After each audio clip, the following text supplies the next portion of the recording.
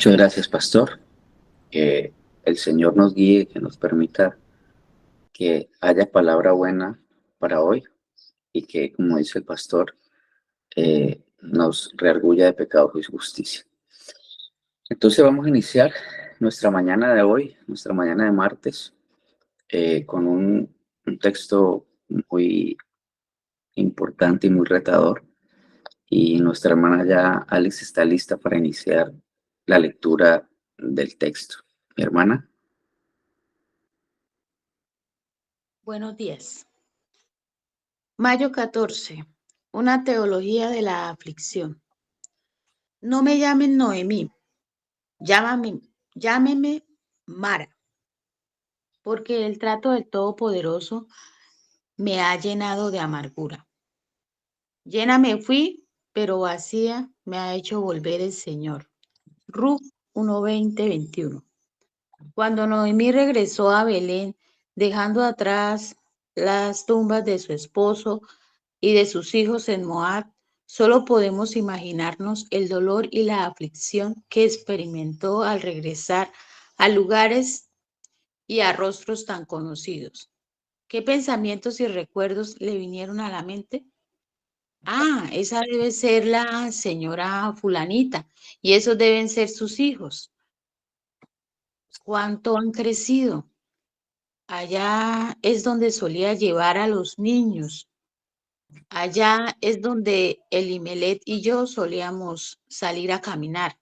A medida que la amargura de la situación comenzó a incrementarse, Noemí, cuyo nombre significa placentera, decidió que un nombre más adecuado para ella era Mara, que significa amarga.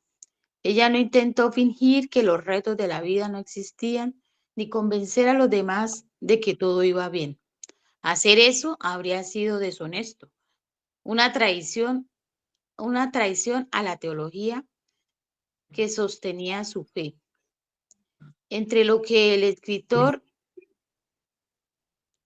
de himnos William Cowper llamó una providencia de ceño fruncido.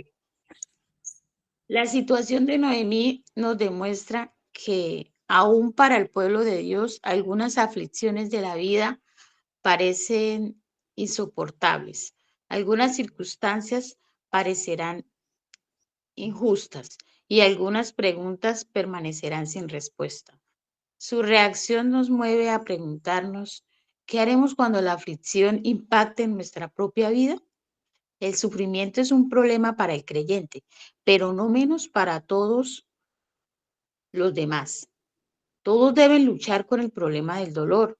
Un ateo no puede hacerlo satisfactoriamente porque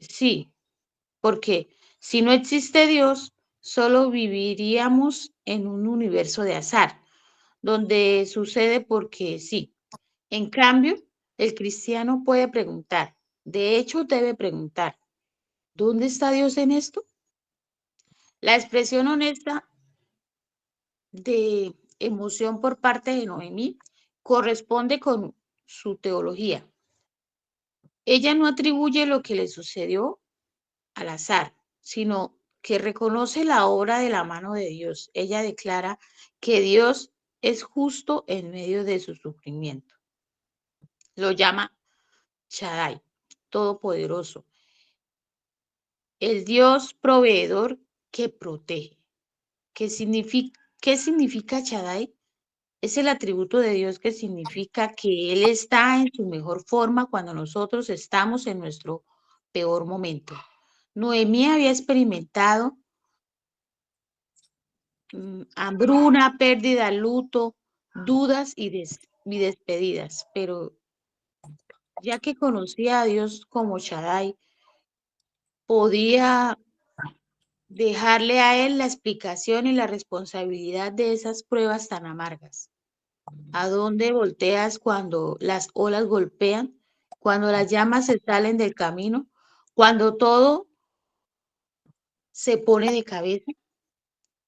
Debe ser a tu conocimiento de quién es Dios y de cómo trata con su pueblo. Este es un fundamento seguro sobre el cual puedes permanecer firme. ¿A dónde más puedes ir? Cuando Noemí abandonó Belén, había hambruna. Cuando regresó, había cosecha en medio de las nubes de la aflicción. La luz de la esperanza comenzó a verse cuando el escenario se acomodaba para que Dios proveyera de manera abundante para Noemí y para Ruth. Cuando y para Ruth, me perdí. Tranquila, mi hermana. De manera abundante para Noemí y para Ruth. Cuando Dios trabaja, incluso la desesperanza puede ser la puerta de entrada para nuevos comienzos y nuevas oportunidades. Un día, Él hará que toda oscuridad desaparezca. Dios es tu Shaddai. ¿En qué parte de tu vida necesitas escuchar esto hoy? ¿Y quiénes a tu alrededor necesitan que les comparta esto? Ruth 1. Muchas gracias, mi hermana.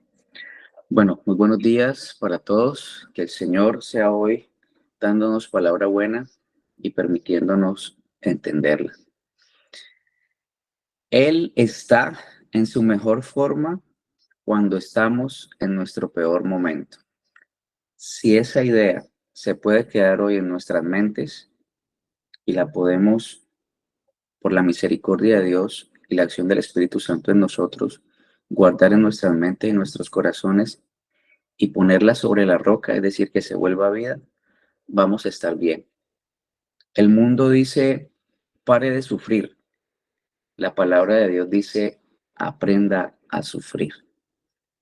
El sufrimiento es algo que es natural a nosotros, partiendo del hecho que vamos en contra de la sociedad, en contra de los pensamientos de la sociedad, en contra de los valores de la sociedad. Desde ese instante ya estamos asegurándonos que nos miren mal, estamos asegurándonos que haya desplazamiento de alguna manera, que haya segregación. Estamos asegurando sufrimiento.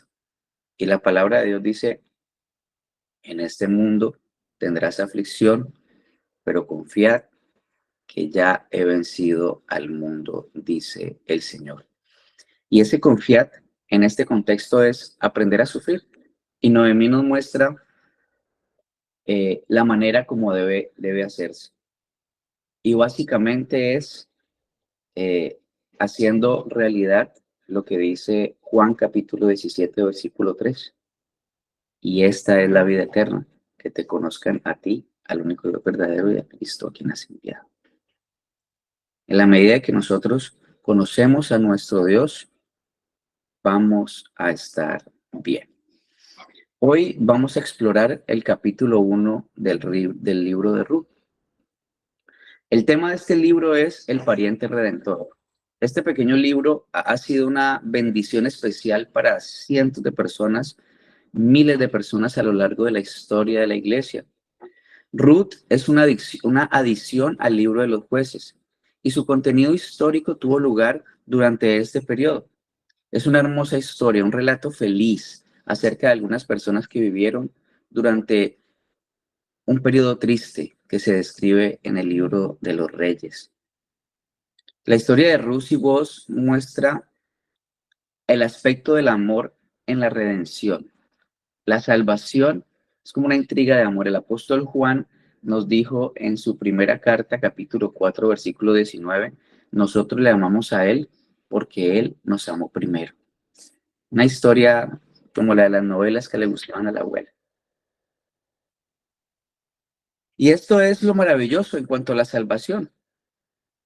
Descubriremos que muchos escritores del pasado han puesto gran énfasis en el hecho de la salvación como una transacción, como Él nos entrega su justicia, nosotros le entregamos nuestro pecado, que no está mal, sino que hay más allá, hay que explorar más al fondo. Entonces, realmente se trata de un asunto de amor. El apóstol Pablo dijo en su carta a los Gálatas capítulo 2, versículo 20, con Cristo estoy juntamente crucificado y ya no vivo yo, mas Cristo vive en mí. Y lo que ahora vivo en el cuerpo, lo vivo en la fe del Hijo de Dios, el cual me amó y se entregó a sí mismo por mí. Este libro es singular por presentar una fase importante de la doctrina de la redención, al presentar al lector el único ejemplo en la Biblia del pariente redentor en acción. El concepto del pariente redentor fue presentado en los libros de Levítico y Deuteronomio, y Ruth dio un relato detallado de este término. En hebreo es Goel, fusionando en su significado pleno. No pudo haber habido ninguna redención para la propiedad ni para el individuo sin una persona y presencia de algún pariente redentor. Y a menos que la obra del pariente redentor se comprenda adecuadamente, no puede haber ninguna comprensión de la obra de la redención en Cristo. La redención requiere un pariente redentor. Y sí, solo Dios puede redimir. Era necesario que Él se convirtiese en un ser humano. Vos proporcionó la única figura del aspecto del pariente redentor en la redención, que es tan especial para una comprensión de la obra de la expiación en la cual Dios hizo que, que Cristo, al derramar su sangre, fuera el instrumento del perdón que se alcanzara por la fe. En el capítulo 1, Elimelech fue empujado por el hambre a ir a los campos de Moab y allí murió. Sus hijos Malón y Kelión también murieron. Noemí regresó a su hogar y Ruth la acompañó. Leamos el versículo 1. Aconteció en los días que gobernaban los jueces que hubo hambre en la tierra y un hombre de Belén de Judá fue a vivir a los campos de Moab con su mujer y sus 2 hijos. La historia de Ruth tuvo lugar durante el tiempo de los jueces, como lo habíamos dicho.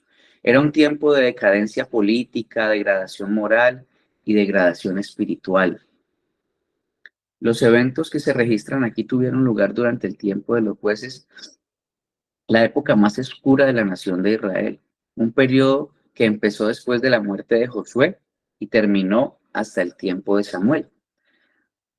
400 años los israelitas habían sido redimidos de Egipto con sangre, recuerden los dinteles, guiados sin peligro a través del desierto con el poder de Dios y traídos personalmente por Él a la tierra prometida. Ahora parecía que habiendo estado rodeados de estas circunstancias tan favorables, servirían a Dios y se hallarían en el comienzo de un gran periodo de bendición y prosperidad. Ciertamente, tan feliz entrada proveía grandes expectativas para el futuro. Sin embargo, no fue así. Por ello, la historia de Ruth presenta un claro contraste con la época oscura de los jueces. El libro de los jueces terminó con una apostasía religiosa, una decadencia moral y una anarquía política. El último versículo dice, en estos días no había rey en Israel, cada uno hacía lo que bien le parecía. Sin duda, vos conoció a alguno de esos jueces. El libro de Ruth proviene de un periodo de tiempo de gran inmoralidad y es como una historia clara escrita sobre circunstancias oscuras. Es una historia hermosa, una historia dulce que ocurrió en un periodo de compromiso, corrupción y confusión. Fue como una luz brillante en medio de la oscuridad. Es como cuando miramos las revistas o algunos avisos comerciales que están impresos con letras blancas en un fondo negro. Así es, Ruth. Un fondo negro impreso con letras blancas. Sobre el fondo negro del pecado, Dios escribe la bella historia de salvación. Sobre las circunstancias oscuras de los días de los jueces, días en que los seres humanos estaban controlados por el pecado y sus pasiones, cuando cada uno hacía lo que bien le parecía. Se nos presenta el panorama descrito en estos capítulos y nos recuerda el libro de Romanos capítulo 1 al 3, donde el Señor levanta juicio en contra de la humanidad. En el segundo versículo dice, aquel hombre se llama Elimelech y su mujer Noemí. Los nombres de sus hijos eran Malión y Kelión. efrateos de Belén, de Judá. Llegaron pues a los campos de Moab y se quedaron allí. Un hombre llamado Elimelec de Belén, de Judá, fue a residir en los campos de Moab, junto con su esposa y sus 2 hijos. Es importante buscar el significado de estos nombres. Belén significa casa del pan. Judá significa alabanza. Aquí pues está un hombre que vivía en la casa del pan, en el lugar de la alabanza. Ese lugar sería un lugar maravilloso para vivir. O sea, tú y yo queríamos estar allí, en la casa del pan y en el lugar de la alabanza. Pero fue a morar a Moab con su familia, porque había hambre en su tierra. Parece que no confiaba en el Señor, muy parecidos a ti y a mí. Cada vez que pasa algo, sale corriendo. Cada vez que hay un problema en la iglesia, sale corriendo.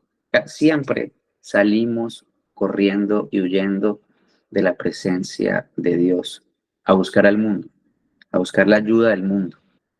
Y como lo dije el otro día, tenemos una deuda y primero le pedimos prestado a 10,000 personas y cuando ninguna de esas 10,000 personas nos resuelve, entonces ahora sí vamos a ejercitar nuestro cristianismo. Y ese es el lugar de nuestro Dios en nuestras vidas. Y era el lugar de Dios en el corazón de Elimelec en aquel tiempo.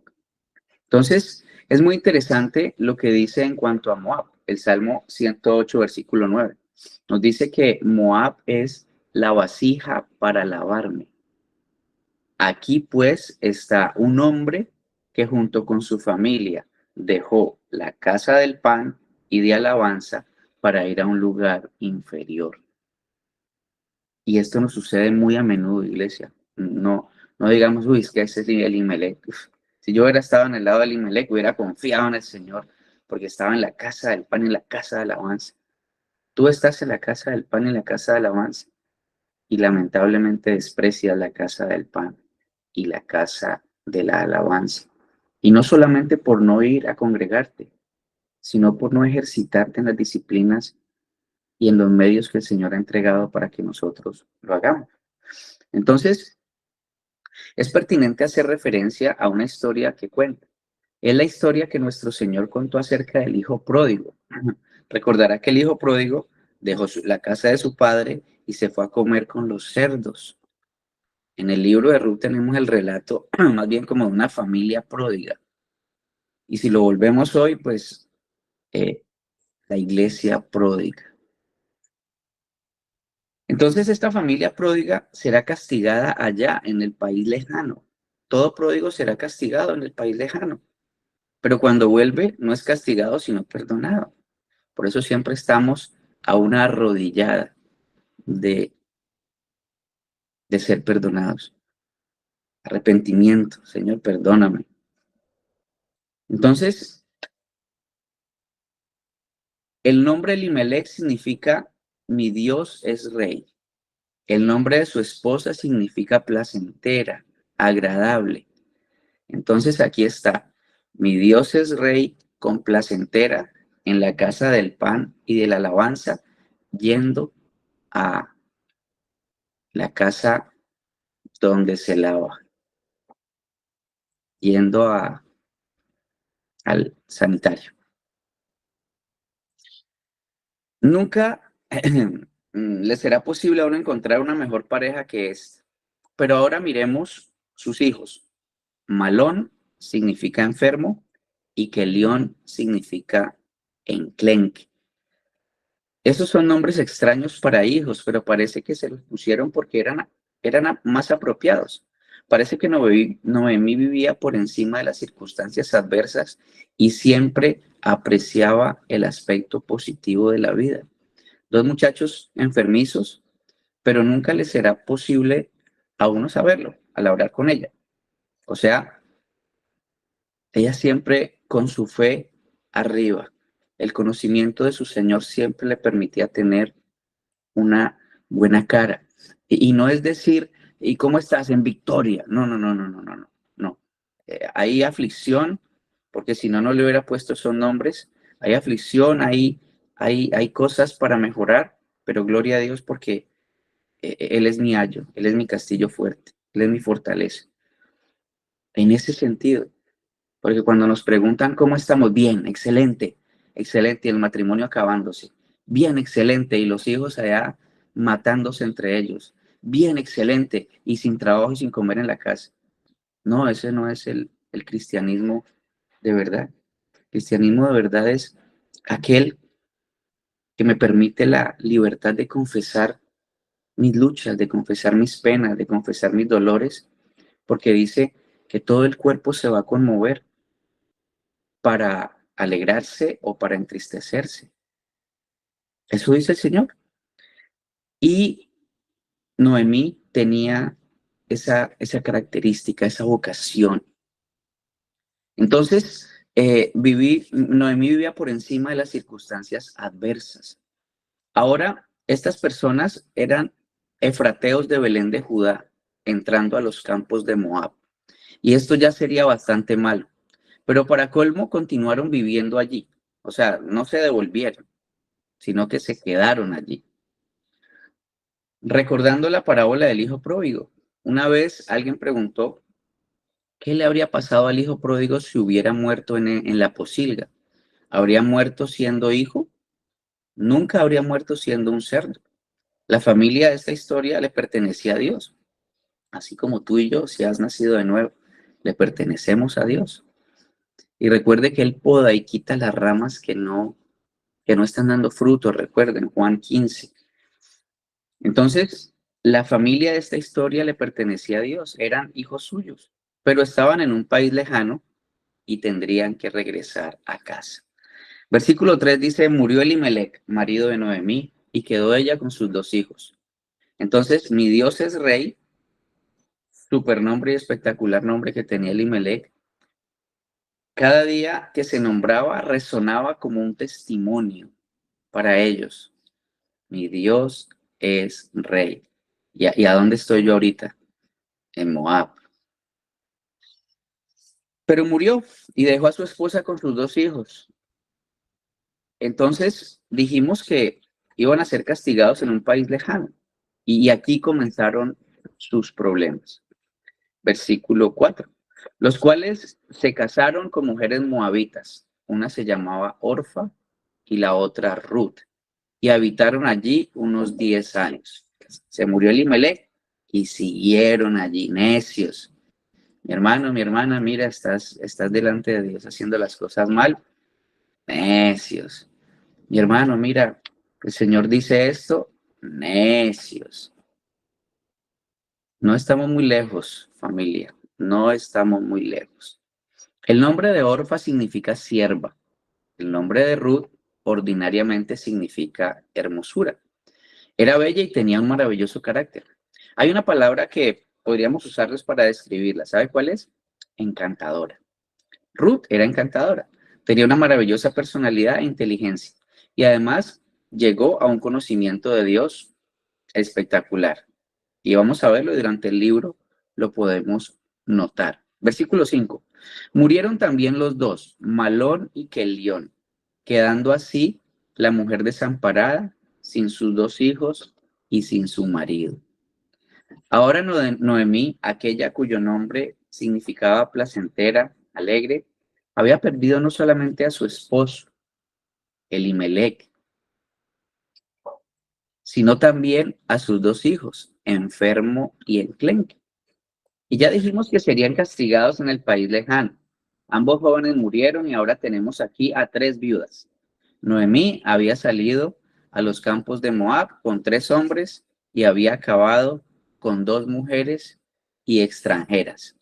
Y recordemos que a las mujeres extranjeras, y de hecho a los pueblos extranjeros no les iba bien en el pueblo de Israel porque ellos hacían acepción de personas. Ahora, versículos del 6 al 10. Entonces se puso en marcha con sus nueras y regresó de los campos de Moab, porque oyó en el campo de Moab que el Señor había visitado a su pueblo para darle pan. Salió pues del lugar donde había estado, y con ella sus 2 nueras, y comenzaron a caminar para regresar a la tierra de Judá. Y Noemí dijo a sus 2 nueras, andad, volveos cada una a su casa, a la casa de su madre. Que el Señor tenga de vosotras misericordia, como habéis tenido vosotras con los que murieron y conmigo. Os conceda el Señor que halléis descanso cada una en la casa de su marido. Y luego las besó, pero ellas alzando su voz y llorando dijeron, ciertamente nosotras iremos contigo y tu pueblo. Dios había bendecido nuevamente la tierra de Judá, porque el pueblo se había vuelto a Dios. Recuerden, el pueblo pecaba, el Señor lo castigaba, el pueblo se arrepentía, el Señor lo bendecía. Y tú y yo estamos ahí también, igual. Este libro es de verdad genial. Bueno, toda la palabra de Dios es genial. Entonces, Noemí oyó estas noticias y resolvió regresar a su propio país. Ella y sus dos nueras comenzaron el viaje, pero junto al camino Noemí se detuvo para hablarles algo muy serio. Ella habló favorablemente en cuanto a sus nueras. Ahora, por lo común, la madre que tiene un hijo no cree que haya una mujer lo suficiente buena para él. Perdón, mamás, pero en general es así, ahora no es que. Pero Noemí creía que estas muchachas sí eran buenas para sus hijos y las apreciaba mucho. Aquí vemos que les aconsejó que regresaran a su pueblo para quedarse allí. Eso significaba que podrían casarse luego con los de su propio pueblo. Ahora, regresar a casa realmente significaba para ellas volver a la idolatría. Y al parecer estas dos mujeres se habían declarado a favor de Dios, pues mientras que una era genuina en cuanto a sus creencias, la otra no. Ahora, algunas de las cosas que Noemí les había dicho las entristeció. Seguro que sí. Si estas dos mujeres se iban con Noemí, probablemente no les sería posible casarse nuevamente, porque ninguno de los israelitas se comprometería con ellas. Les estaba prohibiendo, les estaba prohibido a los israelitas casarse con extranjeros. Y mira lo que hicieron Kelión y Malión y lo que permitió Noemí y lo que permitió Elimelech. Entonces, el regreso a Judá con Noemí también significaba una pobreza perpetua, porque cuando ella había salido de su tierra, había perdido su propiedad, sus tierras habían sido hipotecadas, otros tendrían su parcela, para poder recobrarla le faltaría un redentor. Habría un redentor, pero en ese momento eso no significaba nada para Ruth ni para Orfa, que aún no lo sabían. Por lo tanto, Noemí no les dijo que debían que, perdón, por lo tanto, Noemí les dijo que debían quedarse en Moab y casarse con los de su propio pueblo. Entonces ellas se afligieron y lloraron mucho, y luego ambas jóvenes le dijeron a Noemí que la acompañarían a Judá. Y miramos del versículo 11 al 13. Noemí insistió, regresen, hijas mías. ¿Para qué vienen conmigo? ¿Acaso tengo yo más hijos en el vientre que puedan ser vuestros maridos? Regresen, hijas mías, márchense, porque ya yo soy demasiado vieja para tener marido.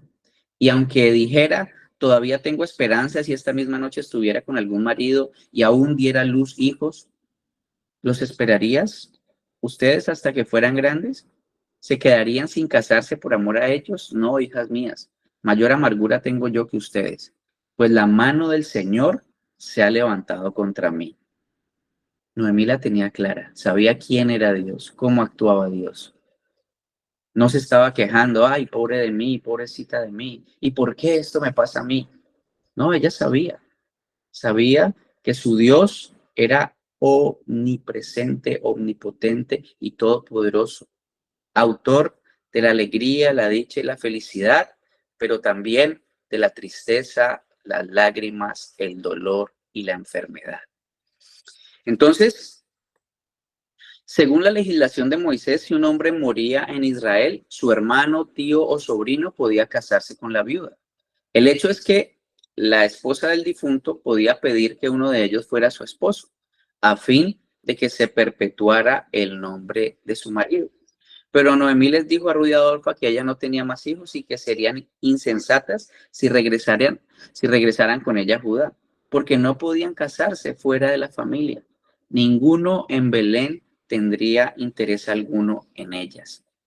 Y es interesante observar cómo Noemí fue consistente de que Dios había juzgado a su familia.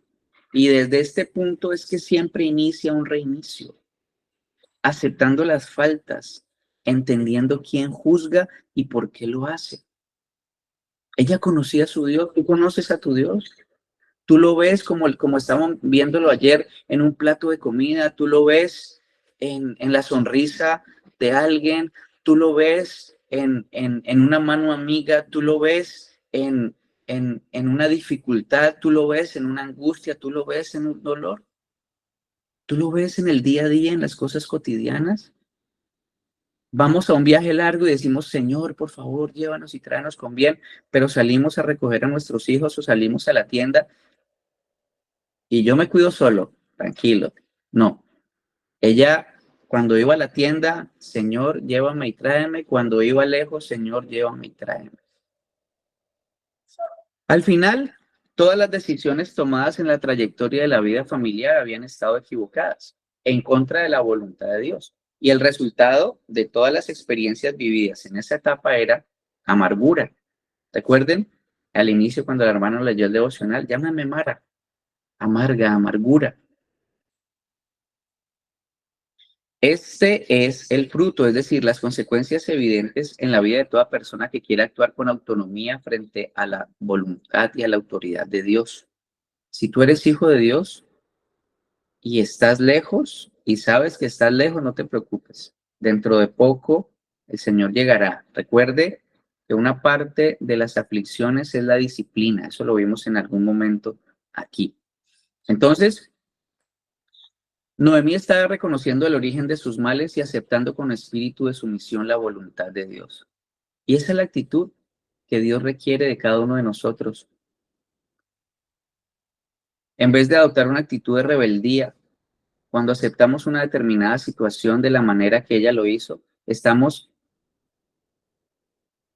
en las manos del único y verdadero Dios y nos dejamos en Él para que Él nos devuelva otra vez a su senda y a sus planes y a sus propósitos. Deja de luchar, deja de poner el estandarte de tu pecado por encima del único Dios verdadero. Porque de lo contrario, si eres su hijo, si eres su hija, Él va a venir. Y si tiene que romperte una patica, lo va a hacer y te va a cargar aquí y te va a llevar al camino de regreso. Entonces, ¿hay actitud de rebeldía hoy en tu vida? ¿Sabes que estás haciendo algo malo delante de Dios y aún no te arrepientes ni aceptas la reprensión del Señor? ¿Ya analizaste por qué estás viviendo esas situaciones que estás viviendo hoy o que has estado viviendo en el transcurso de tu vida? Gálatas 6:8 dice, porque el que siembra para la carne, de la carne segará corrupción, mas el que siembra para el espíritu segará vida. Entonces el que siembra para su carne, de su carne segará corrupción. No hay otra ecuación. Si te ocupas de las cosas del mundo, segarás corrupción, segarás muerte. Si te ocupas de las cosas del espíritu, segarás vida. Es sencillo. Y en nuestras oraciones se pueden ver, Señor, dame para pagar la renta, Señor, dame para esto, Señor, dame para otro, Señor, dame para otro. Nos falta solamente como la lámpara de Aladino y pida sus deseos, que no está mal pedirle al Señor lo que necesitamos. Sin embargo, Él ya lo conoce, Él ya lo sabe, pero Él sabe que has pecado. Él sabe también que estás en rebeldía, Él lo sabe. Y es muy importante estar de acuerdo con Él. Entonces, en tus oraciones, que puedan haber más, Señor, perdóname por mentiroso, mentirosa, por contencioso, por tener una lengua floja. Señor, perdóname porque no leo lo que debiera, no oro lo que debiera. Señor, aumenta mi sabiduría, Señor. Señor, dame la fortaleza de mi fe para poder pasar esta situación. Paz, gozo, paciencia, benignidad, bondad, fe, templanza, dominio propio. Estamos abriéndonos para que Dios nos limpie y restaure lo que haya sido perdido, lo que haya sido dañado. Repare los trozos dispersos de nuestra vida y los transforme en una personalidad nueva, coherente, que vive y actúa en armonía con Dios, que disfruta de sus bendiciones. Sigamos. A primera vista, no estaba ocurriendo nada importante, simplemente una despedida. Sin embargo, tendría lugar allí una decisión que determinaría el nacimiento de Jesucristo en Belén. Noemí, pues, recuerden, las cositas pequeñas, simples, sencillas. Noemí, pues, les dijo a las jóvenes que si ellas iban a Judá, les esperaba la viudez y la pobreza perpetua. Ahora leamos el capítulo 14. Alzaron ellas otra vez su voz y lloraron. Orfa besó a su suegra, pero Ruth se quedó con ella. Ruth no la besó, Orfa sí la besó, pero se fue. Y es interesante.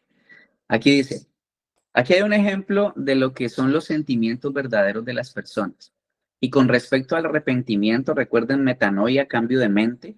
Sí, el cambio de mente quiere decir yo voy en este camino y cuando el Señor por su misericordia, su gracia me restaura y yo puedo ver que ese camino es camino de muerte, entonces me doy la vuelta 180 grados y camino exactamente al contrario. Eso es cambio de mente. Entonces, estas dos mujeres rompieron a llorar de nuevo. Orfa dejó caer tantas lágrimas como dejó caer Ruth. Pero mira lo que sucedió. Orfa besó a su suegra, muy emocional. Sin embargo, Ruth se quedó con ella. Y esta es la diferencia entre un sentimiento real y uno superficial. Se cuenta que había un barco, ¿sí? Por aquí cerca, en el río Mississippi, que tenía una caldera muy pequeña. Recuerden que la caldera era donde se ponía el carbón para nutrir el motor y que pudiera ir en contracorriente. Entonces tenía una caldera muy pequeña y cuando el barco hacía sonar la sirena, ¿sí? La corriente empezaba a arrastrar el barco hacia, hacia la corriente. Es decir, el barco no podía avanzar sin hacer sonar el silbato al mismo tiempo. O avanzaba o sonaba el silbato, pero las dos cosas no las podía hacer. Y ahora hay muchos que tienen esta forma de expresarse espectacularmente, lloran de forma que la gente los vea, pero no tienen realmente una fuerza interior, no tienen el Espíritu Santo adentro. Esa expresividad, esa emotividad no significó nada. Y en nuestra historia Orfa lloró y besó a su suegra, pero eso no reveló los sentimientos profundos. En la segunda carta de los Corintios, capítulo 7, versículo 10, el apóstol dice, porque la tristeza que es según Dios produce arrepentimiento para salvación. El arrepentimiento, como decía hace un rato, significa ir en otra dirección. En efecto, significa dar media vuelta para ir en dirección opuesta. Y hoy en día, todo el arrepentimiento que se requiere se encuentra en la fe. El creer que Jesús es Dios. Recuerde, Señor, al escuchar la palabra, alguien predica, restaura la persona completamente, le pone el Espíritu Santo dentro y ahora esta persona puede hacer esas obras de misericordia y puede responder positivamente. Por eso la gloria siempre es para Él.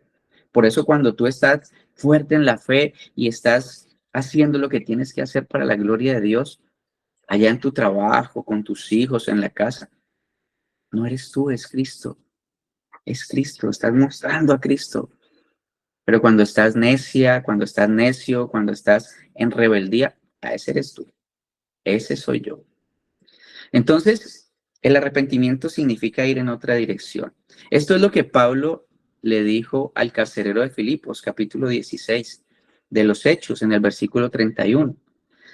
Cree en el Señor Jesucristo y serás salvo tú y tu casa. Luego, sí señor, luego a Pablo le fue posible escribir la carta a los tesalonicenses, capítulo 1, versículo 9, porque ellos mismos cuentan de nosotros la manera en que nos recibiste y cómo se convirtieron de los ídolos a Dios para servir al Dios vivo y verdadero. El apóstol Pablo les predicó a Cristo, a estas personas que iban a templos de idolatría. Y el volverse a Cristo era la fe y el volverse de los ídolos era el arrepentimiento. Ahora, ¿qué viene primero, la fe o el arrepentimiento? A ver, ¿cuál es la respuesta que tú darías? Romanos 10:17 dice así que la fe viene por el oír y el oír la palabra de Dios. El arrepentirse es una consecuencia de ser nueva criatura. Por lo tanto, no es obra tuya, por lo tanto, es obra del Señor. Pero usted no puede volver la palma de su mano sin también ver la otra parte de su mano.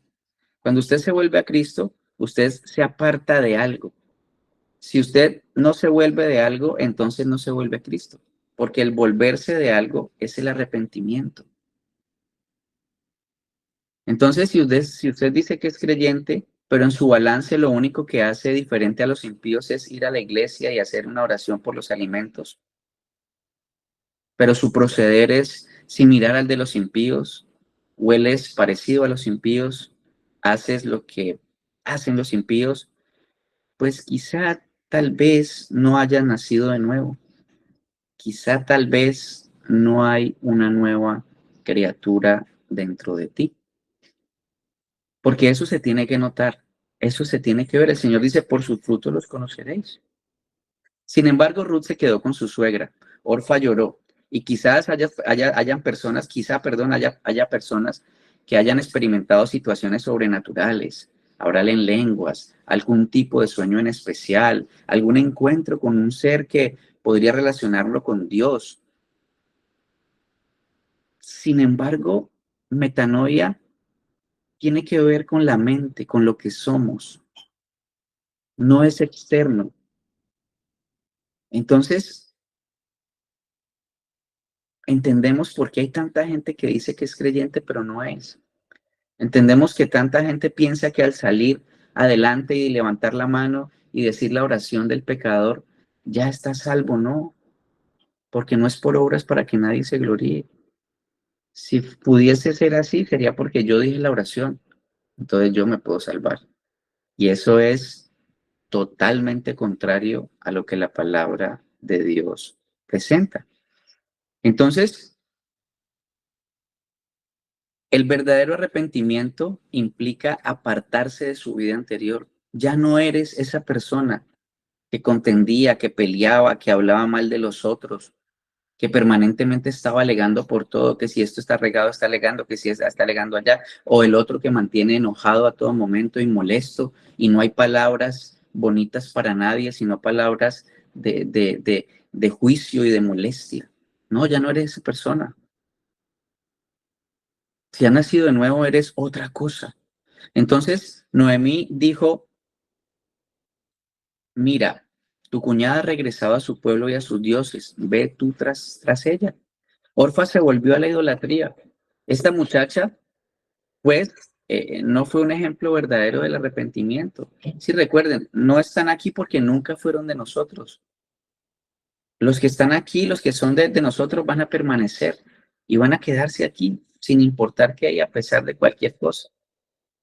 Entonces, Orfa lloró, besó a su suegra y luego caminó de las páginas de las escrituras hacia el silencio de los siglos. Orfa desapareció del escenario eterno. Duro. ¿Será que nosotros? Recuerden, el Señor dice, en aquel día me dirán, Señor, Señor. Señor, yo fui a la iglesia, Señor, yo lloré, Señor, yo levanté las manos, Señor, yo lloré, Señor, yo fui y hablé de ti en algún lado, Señor, yo hice apartados de mí, hacedores de maldad, no los conozco. Hicieron lo que ustedes quisieron hacer, no lo que yo les mandé a hacer. O sea, lo hicieron a tu manera, como Frank Sinatra, a tu manera. No, no. En Cristo Jesús no es a tu manera, esa es la manera de Cristo Jesús. Esa es la manera de tu Señor. Siervo, recuerda, siervo, siervo, siervo, siervo, esclavo. Eres esclavo del Señor. Y cuando puedo, y por misericordia Dios puede entender que soy esclavo del Señor, entonces voy a estar bien, porque es lo que mi Señor diga, mi Señor diga. Entonces, nunca más oímos hablar de ella. Su arrepentimiento no había sido genuino, sino un remordimiento, ¿sí? Un remordimiento fuerte. Pero nunca hubo arrepentimiento porque el arrepentimiento es un don del Señor. Es un producto de tu salvación, el arrepentimiento. No es algo que tú puedas hacer de manera natural. Entonces, Su matrimonio con un joven de Belén de Judá había sido un matrimonio de conveniencia. Ella se había enamorado de él y se casó. Probablemente Noemí creía lo mismo. Sería verdad en cuanto a Ruth. Y por eso le dijo, vuélvete tras tu cuñada. Pero Ruth había hecho una decisión para Dios y para la eternidad. Y la veremos mencionada nuevamente en el primer capítulo del Nuevo Testamento, en la genealogía de Cristo. Entonces, había hecho una decisión diferente. Es decir, tenía una naturaleza nueva y el Señor le había permitido ver lo que antes no podía ver. Ahora, versículos 16 al 18, Ruth respondió, no me ruegues que te deje, ni me aparte de ti, porque donde quiera que tú vayas, iré yo, donde quiera que vivas, viviré. Tu pueblo será mi pueblo, tu Dios mi Dios, donde tú mueras, moriré yo, y allí seré sepultada. Traiga el Señor sobre mí el peor de los castigos, si no solo la muerte, lo que hará que me separe de ti. Al ver Noemí que Ruth estaba resuelta a ir con ella, no insistió más. Ahora, Ruth habla de 7 cosas muy importantes. En el primer lugar dijo, a donde quiera que tú fueres, iré yo. Ruth decidió que donde quiera que fuera Noemí, ella también iría. En el segundo lugar, donde quiera que vivieres, viviré. No estaba empleaba esta situación como algo conveniente para estar en la tierra de Judá, sino para identificarse con ella. Se iba a quedar con Noemí, aunque esto significara pobreza, es decir, estaba dispuesta a sufrir la pobreza. ¿Está dispuesto a sufrir por Cristo? Hoy mucha gente está siendo decapitada, hoy mucha gente está siendo perseguida por la palabra de Dios. ¿De verdad eres capaz? ¿Estás dispuesto a tomar tu cruz? Porque eso es lo que significa tomar tu cruz, estar dispuesto a morir por Cristo. Y gloria a Dios que a este lado del mundo, Satanás actúa de otra manera. Pero al otro lado, te cortan el brazo. Al otro lado, te cortan la cabeza. Al otro lado, te violan, te queman y acaban contigo. ¿Estás dispuesto? ¿Estás dispuesta? En tercer lugar, tu pueblo será mi pueblo. Ella sabía que esta decisión la desterraría de su propio pueblo, de su idolatría, pero se volvió para ir a la tierra de Judá e identificarse con el pueblo de Dios. Tu pueblo será mi pueblo, sea que me acepte o no me acepte. Uno puede tomar esa decisión con respecto a Dios sin identificarse con el pueblo de Dios. Amo al Señor, pero aborrezco a mis hermanos. Qué horror, qué horror, qué horror. Parecen impíos, parecen, uy, no, qué horrible. Pero amo al Señor. No, no es posible. No es posible que tú ames al Señor y no te congregues. No es posible. No existe esa versión de creyente, de verdadero hijo de Dios. El verdadero hijo de Dios se deleita con su pueblo. ¿Te deleitas con el pueblo de Dios? ¿Invitas a tus hermanos a tu casa? ¿Estás dispuesto a que un hermano te diga, mira, hermana, está mal delante de Dios? ¿Estás dispuesta? Ok, ok. Eso dice el Señor, no lo digo yo. Amo al Señor, pero no me gusta compartir con su pueblo. No, no es una opción. Mi Dios, tu Dios es mi Dios. ¿Por qué se casarían estas muchachas Orfa y Ruth con hombres enfermizos? Esta familia de Judá había llegado a la vecindad de las muchachas de Moab. Ellas se encontraban rodeadas de mucha idolatría y de las profundidades del paganismo. Conocieron esta familia y oyeron contar acerca del Dios vivo y verdadero, y esto quizá enterneció sus corazones, y cuando los muchachos se les declararon, pues ellas se casaron con ellos. Pero Ruth había decidido seguir a Dios y no faltó a su decisión. En quinto lugar, donde tú murieres, moriré. Esta quinta decisión que Ruth hizo era muy importante, significaba que tenía la misma esperanza de inmortalidad que tenían Noemí y los israelitas.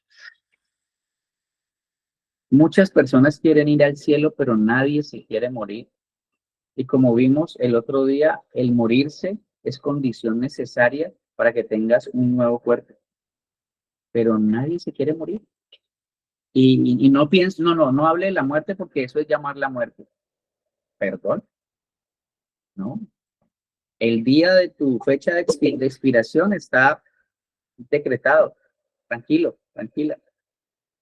Pero si no eres creyente, hoy es un buen día para ir en arrepentimiento y fe delante de Dios.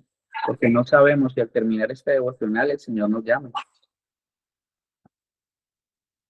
Entonces, de esta esperanza hablaba el libro de Génesis, cuando Jacob quiso ser sepultado en la tierra de Canaán. José quiso que sus huesos fueran llevados de la tierra de Egipto y sepultados en la tierra de Canaán. ¿Por qué? Porque el futuro para estas personas sería una resurrección algún día en esa tierra, para vivir en el reino de los cielos establecido allí. ¿Habías pensado eso? ¿Por qué quería que los huesos se fueran para allá? ¿Por qué el papá de José quiso ser enterrado allá? Como dice la carta a los Hebreos capítulo 11, versículo 10, esperaban vivir en aquella ciudad que tendría fundamentos firmes, de la cual Dios sería el arquitecto y constructor. Y esa esperanza de Israel, pues llegó a ser también la esperanza de Ruth. Recuerda, cuando eres llamado de las tinieblas a la luz admirable, todas las promesas de Dios son sí y amén en Cristo, y son para ti y para mí porque somos su pueblo. Por eso es tan importante explorar y adentrarse en la palabra de Dios, porque adentrándonos en la palabra de Dios conocemos al único verdadero Dios y conocemos sus promesas. Y eso es lo que nos mantiene allí, tranquilos, relajados. Que si hay muerte, ok, vamos a sufrir, pero es provisión del Señor. Que si hay falta de lo que sea, ok, pero es provisión del Señor. Que si hay cosa dura en la casa, ok, pero es provisión del Señor. En séptimo lugar, dijo Ruth, traiga el Señor sobre mí el peor de los castigos, si no es solo la muerte lo que me separa de ti. Qué maravillosa decisión. Lo único que me separará de mi Señor por unos segundos es la muerte, porque inmediatamente voy a estar en su presencia. Nada nos podrá separar del amor de Dios, absolutamente nada, nada, nada. Simplemente cerramos los ojos y cuando los volvamos a abrir, ya estamos frente a Él. En ningún momento separados, ni desconsolados, ni dejados. Entonces, versículo 19, anduvieron pues ellas dos hasta llegar a Belén. Cuando entraron a Belén, toda la ciudad se conmovió por su causa y exclamaban, ¿no es esta Noemí? Y cuando Ruth y Noemí llegaron al pueblo de Belén, los de Belén vieron a Noemí y se preguntaron, bueno, ¿esta no es Noemí? Cuando Noemí salió era próspera, tenía esposo, tenía 2 hijos. Ahora ella regresaba, pero sin su esposo y sus 2 hijos. Habían muerto y todo lo que traía con ella era una acompañante extranjera y su pobreza era muy obvia. Hoy tu tristeza es muy obvia, hoy tu dolor es muy obvio, pues es mejor que sea obvio, es mejor que lo puedas externalizar y lo puedas presentar delante de Dios. Sí, hay problemas, sí, pero gloria a Dios, mi Señor es mi ayo, mi Señor es mi fortaleza. Sí, sí, sí. Sí, sí, hice esto malo, pero el Señor es misericordioso y se deleita en perdonar. Versículo 20 y 21, pero ella le respondía, no me llames Noemí, sino llamadme Mara, porque el Todopoderoso me ha llenado de amargura. Me fui llena y con las manos vacías me devuelve el Señor. Mira su teología. Sí, llámenme Mara, porque hoy estoy triste, hoy estoy acongojada. ¿Pero por qué? No, ya no, pobrecita de mí, no, es que soy presa de las circunstancias, es que tengo un esposo, es que tengo unos hijos, es que tengo, es que no tengo, es que sí tengo, es que tal vez tengo. No, ella dice, el Todopoderoso me ha llenado de amargura, me fui llena y con las manos vacías me devuelve el Señor. Ella tenía claro quién está detrás de absolutamente todo y quién estaba detrás de lo que estaba ocurriendo. Era su Señor, era su Dios. Entonces, ¿había de veras Dios tratado amargamente con ella? No.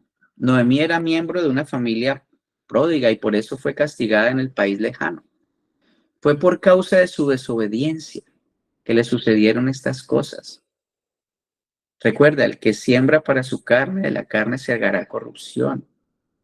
No es el Señor, es tu misma necedad, es tu mismo corazón duro, pero aún así el Señor está ahí atrás, acomodando y llevando todo para su gloria. Acuérdate cuando el hermano ayer nos hablaba de José, qué pasaba con José, y él todo lo llevó para su gloria. Entonces fue por causa de su desobediencia que le subieron, lo tenía todo, pero había regresado con las manos vacías, no tenía nada. Y así le sucede al Hijo de Dios que teniendo a disposición todas las bendiciones espirituales en Cristo, se aleja de su presencia y pierde su relación y compañerismo con Él.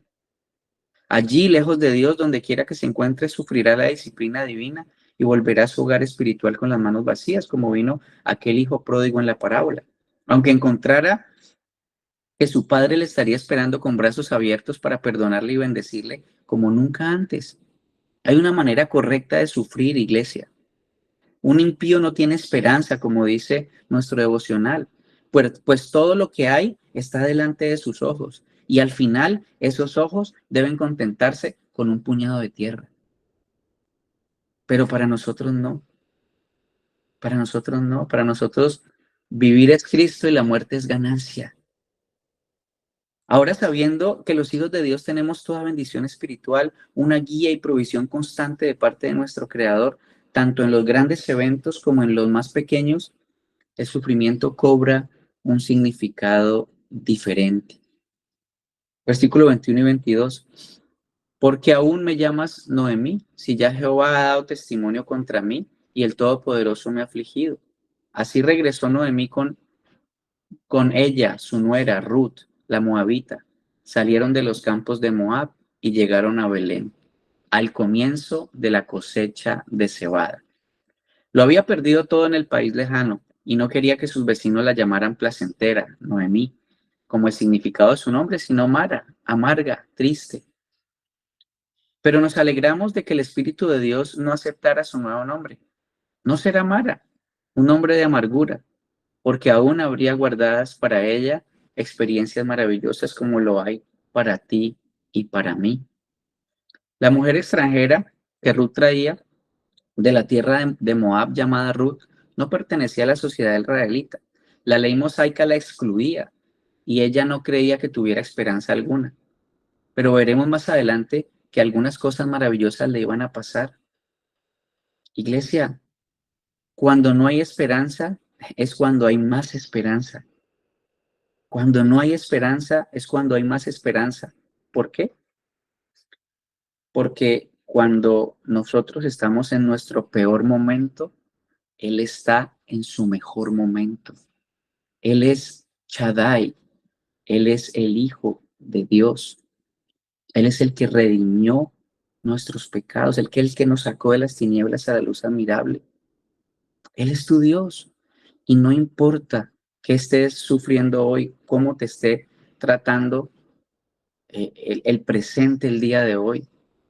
Si es a causa de tu necedad, porque recuerda que nosotros sufrimos para poder consolar a otros, que nosotros sufrimos para ser disciplinados, que nosotros sufrimos para prepararnos para cosas fuertes y retos más grandes, o que nosotros sufrimos para que el orgullo y la prepotencia no sea una realidad en nuestras vidas. Y voy a dejar aquí porque el tiempo no nos alcanza para más, pero que el Señor nos permita hoy ver a Noemí como ese medio por el cual Él muestra su misericordia, Él muestra su amor, porque no importa cuál sea la situación que estás viviendo ahora, no va a ser eterna a este lado de la eternidad y cuando estemos al otro lado, ya ni te vas a acordar de ella, no tendrás recuerdo de ella. Lo único que tendrás es por delante una eternidad glorificando y honrando al único Dios verdadero. Pero mientras estemos aquí, que el Señor nos conceda sabiduría. Él dice que esté falto de sabiduría, pídala para poder hacer y decir en el momento oportuno, obviamente con respecto a la palabra de Dios. Que el Señor nos ayude a vivir los retos, a vivir las situaciones difíciles y también a vivir los momentos de prosperidad con sabiduría, con discernimiento, que nos permita verlo a Él. Porque en los momentos de prosperidad, el pueblo de Dios perdió de foco a Dios y se fue a la idolatría, porque pensó que Él había conseguido todo. Y en los tiempos de tristeza, se echó a los ídolos buscando ayuda y protección a donde no hay ayuda y protección. Nosotros tenemos al ayudador, nosotros tenemos al protector, y gloria a Dios porque Él es Dios y nosotros no. Padre Celestial, la gloria, la honra y la alabanza para ti. Gracias por el privilegio de tu palabra.